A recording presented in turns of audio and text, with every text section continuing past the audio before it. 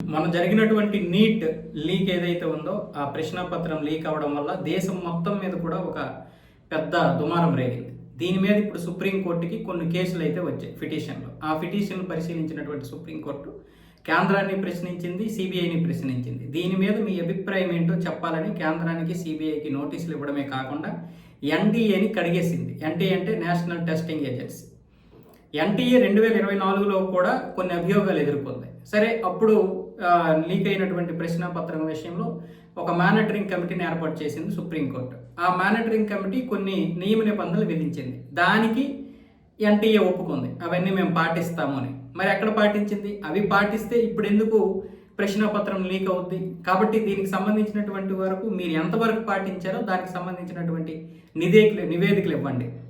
మరి ఎన్టీఏ ఆ నివేదికలు ఇవ్వడం తర్వాత ఏం జరుగుతుందో తెలియదు, కానీ అసలు అది పాటించిందో లేదో మీరు కూడా ఎంక్వైరీ చేయండి అని సిబిఐకి అలాగే కేంద్రానికి కూడా నోటీసులు జారీ చేసింది సుప్రీంకోర్టు. దీనికి సంబంధించి federation of all India medical association ఏమొచ్చేసి ఒక పిటిషన్ దాఖలు చేసింది. ఎన్టీఏ ప్లేస్లో స్వతంత్ర సంస్థకి అవకాశం ఇవ్వండి, ఎన్టీఏని తీసి పారేయండి. ఇంతకుముందు కూడా ఇలాగే జరిగింది కదా, మరి అప్పుడు మానిటరింగ్ కమిటీని ఏర్పాటు చేశారు, అయినా ఏంటి ఉపయోగం? కాబట్టి స్వతంత్ర సంస్థని ఏర్పాటు చేసుకోవడానికి అవకాశాలు ఇవ్వాలని ఇప్పుడు ఈ ఫెడరేషన్ ఏమొచ్చేసి ఈ విధంగా పిటిషన్ దాఖలు చేసింది. దాన్ని పరిశీలించినటువంటి సుప్రీంకోర్టు కూడా కరెక్టే కదా, స్వతంత్ర సంస్థని ఏర్పాటు చేయడానికి మేము ఆదేశాలు ఇవ్వాలి, కానీ దీనికంటే ముందు మానిటరింగ్ కమిటీ ఇచ్చినటువంటి ఆదేశాలు ఎంతవరకు నెరవేర్చారో ఎన్టీఏ నిరూపించుకోవాల్సి ఉంటుంది. దాని మీద ఒక నివేదిక ఇవ్వాలి. ఈలోగా సిబిఐ కూడా ఎంక్వైరీ చేయాలి.